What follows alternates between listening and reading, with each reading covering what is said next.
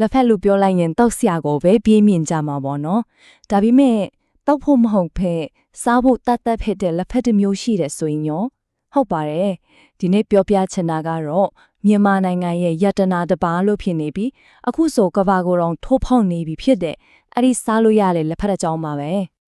ကဲဒီမှာမြင်နေရတာကတော့အဲ့ဒီလက်ဖက်ကနေဖြစ်လာတဲ့နောက်ဆုံး product ကလက်ဖက်တော့ပါကြည့်ုံနဲ့ရင်စားခြင်းဆရာကောင်းကြီးပြီဟုတ်အယောင်အသွေးစုံစုံလေးလေးနဲ့အခုဆိုရင်နိုင်ငံတကာမှာတောင်သူဖြည်းဖြည်းနဲ့နာမည်ရစားပြနေပါပြီမြန်မာရိုးရအစားအစာတွေထဲမှာတော့သူကအထင်ရှားဆုံးတဲ့ကတစ်ခုလို့ပြောလို့ရပါတယ် ဟုတ်ပြီဒါဆိုရင်ဒီတော့ကိုဘာလို့မြင်ဒီတော့တုံဆွဲဆွဲလန်းလန်းနဲ့ဖိနေကြတာလဲ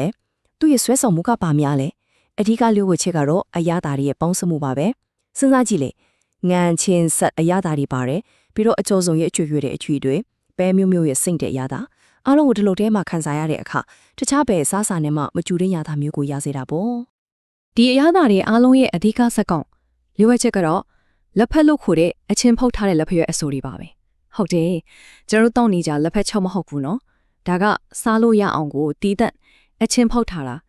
ဒီအချက်ကပဲလက်ဖက်တို့ကိုကဘာပေါ်ကတခြားအထုပ်တင်နဲ့လုံးမခွဲထွက်သွားစေရဲ့အချက်ပါပဲ ဆိုတော့ဒီလိုထူးခြားတဲ့လက်ဖက်ကဘယ်လာတာလဲဘယ်လိုလှုပ်ထားတာလဲဒါဒီကိုတကယ်နားလိုက်ဖို့ဆိုရင်တော့သူ့ရဲ့မွေးရမြေတော်တော်လေးခေါင်ပြီးတွားရလာရခတ်တဲ့ data တစ်ခုစီကိုစိတ်ကူးနဲ့ခရီးထွက်ကြည့်ရမှာပါကဲအတူတူတွားကြည့်လိုက်ရအောင် အကောင်းဆုံးအရေးအတွေးမြင့်လက်ဖက်တွေကရှမ်းပြည်နယ်မြောက်ပိုင်းတရုတ်နယ်စပ်နာကတောင်ခုံးတောင်တန်းတွေထူထပ်တဲ့နေရာတွေကနေလာတာပါမြေပေါ်မှာကြည့်ရင်တော့ဒီလိုပေါ့ဒါပေမဲ့တကယ်တမ်းမှာတော့အဲ့ဒီနေရာတွေကအတော်လေးအလှမ်းဝေးပြီးတွာလာဖို့ခက်ခဲတဲ့နေရာတွေပါ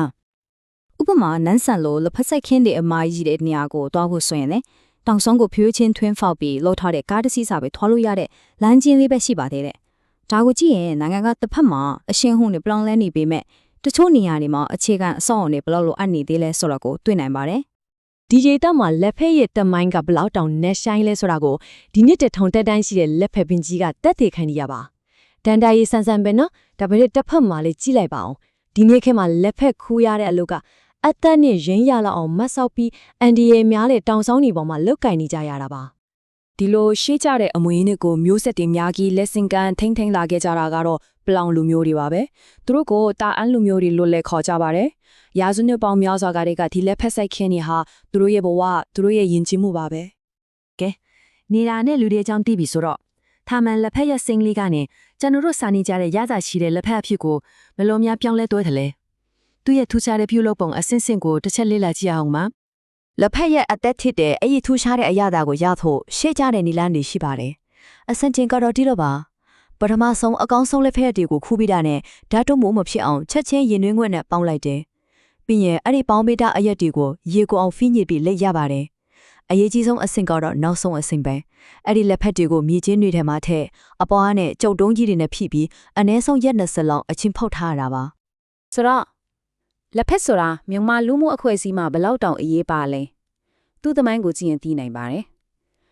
တချင်ကနန်းသွေးမှာဖင်းအခမ်းအနားတွေမှာပဲသုံးဆောင်ခဲ့တဲ့အစားအစာတစ်ခုပါအခုခေတ်မှာတော့မင်္ဂလာဆောင်ကနေစလို့နာရေးထီပွဲလန်းတပင်နိုင်မဆိုလူမှုရေးကိစ္စတိုင်းမှာမပါမဖြစ်တဲ့အခန့်စရာတစ်ခုဖြစ်နေပါပြီအစားစောင်းရည်လည်းလက်ဖက်လေးနဲ့နှုတ်ဆက်အခန့်ကြတာဒလိတစ်ခုလိုပါပဲဒီမှာမြင်နေရတဲ့လက်ဖက်အုပ်ဆိုတဲ့ရွန်းထည်လေးကလက်ဖက်ကိုရိုးရမပြတ်ဘလို့တီခင်းအခန့်သေးဆိုတာကိုပြနေတာပါလက်ဖက်ချီပဲမဟုတ်ဘူးနော်သူ့ရဲ့အစာပလာတွေဖြစ်တဲ့ကျက်သွန်ဖြူကျော်ပဲမျိုးမျိုးနဲ့အတူတူပေါ့ဒါဟာအတူတူဝိုင်းဖွဲ့စားတော့ကြတဲ့စူးစီးမှုနဲ့အဲဝစ်ချေပွဲမှုကိုပြသတဲ့မြုံမားယဉ်ကျေးမှုရဲ့အမတ်တင်ကေတာတစ်ခုပါပဲဒါပေမဲ့အရာရာတိုင်းမှာအကောင်းနဲ့အဆိုးတွန်းတွဲနေတယ်လို့ပါပဲဒီလိုတန်ဖိုးရှိလာတဲ့ရိုးရအမွေအနှစ်ကိုစက်တီထိန်ထင်ဖို့အတွက်ကြီးမားတဲ့စင်ခုံမှုတွေပေးဆက်မှုတွေရှိနေပါတယ်1939ခုနှစ်တုန်းက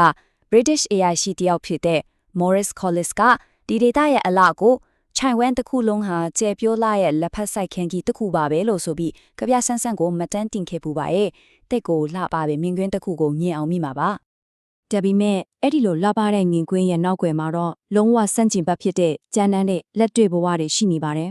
ဆက်စုနဲ့နေချီပြီးမပြီးဆုံးသေးတဲ့ပြည်တွင်းစင်းရဲ့တန်းတွေပိုပြီးဝင်ငွေကောက်တဲ့ပိန်းလို့တရားမဝင်တီးနှံတွေရဲ့ဖျားတွေ လူဝါခပူရတဲ့နေရာတွေကိုလူငယ်တွေထွက်သွားလို့ဖြစ်လာတဲ့လှုပ်သားရှားပါမှုတွေပြီးတော့လက်စစ်မီးလို့အခြေခံလိုအပ်ချက်တွေမပြည့်စုံတာတွေဒါတွေအားလုံးဟာလက်ဖက်တောင်သူတွေနေတိုင်းရင်ဆိုင်နေရတဲ့ပြဿနာတွေပါတောင်သူတယောက်ရဲ့ရှုထောင့်ကနေကြည့်ရအောင်တစ်ဖက်မှာကကိုယ့်ရဲ့ဘိုးဘွားအစဉ်အဆက်လက်ဆင့်ကမ်းလာတဲ့ရိုးရလက်ဖက်ဆိုင်ခင်ယဉ်ကျေးမှုအမွေအနှစ်ပေါ့နောက်တစ်ဖက်မှာကျတော့ဝင်ငွေအများကြီးပိုကောင်းတဲ့ဘင်းဆိုင်ခင်ဒါပေမဲ့ဒါကတရားမဝင်ဘူးပฏิပတ်ခရဲ့အရင်အမြစ်လည်းဖြစ်တယ်ဒီတော့တောင်သူတွေအတွက်ကအရန်ခက်ခဲတဲ့ရွေးချယ်မှုတစ်ခုဖြစ်လာတာပေါ့ယဉ်ကျေးမှုကိုဆက်ထိန်သိမ်းမလားဒါမှမဟုတ်မိသားစုစာဝတ်နေရေးအတွက်ဝင်ငွေပိုကောင်းတဲ့လမ်းကိုရွေးမလားဆိုတာမျိုးပါအခုလိုအခက်ခဲတွေအများကြီးကြားတဲ့ကနေပဲမြန်မာရတနာဖြစ်တဲ့လက်ဖက်ကကဘာစည်းကွက်စီကိုခြေလန်းစနေပါပြီကဲသူ့ရဲ့ကဘာလုံးဆိုင်ရာခီးကဘယ်လိုရှစ်ဖြစ်မလဲအနာဂတ်ကတော့ဘယ်လိုဖြစ်လာနိုင်မလဲဆက်ကြည့်ကြရအောင်ပါဒီမှာကြည့်လိုက်ရင်လက်ဖက်တို့တပွဲရဲ့နိုင်ငံလိုက်စည်းနှုန်းကဘလောက်กว่าလဲဆိုတာတွေ့ရပါလိမ့်မယ်အိမ်နီးချင်းထိုင်းနိုင်ငံမှာ$1ခွဲလောက်ကရှိပေမဲ့အမေရိကန်တို့ဩစတြေးလျတို့ရောက်သွားတဲ့အခါမှာတော့တပွဲကို$10နီးပါးဖြစ်သွားတယ်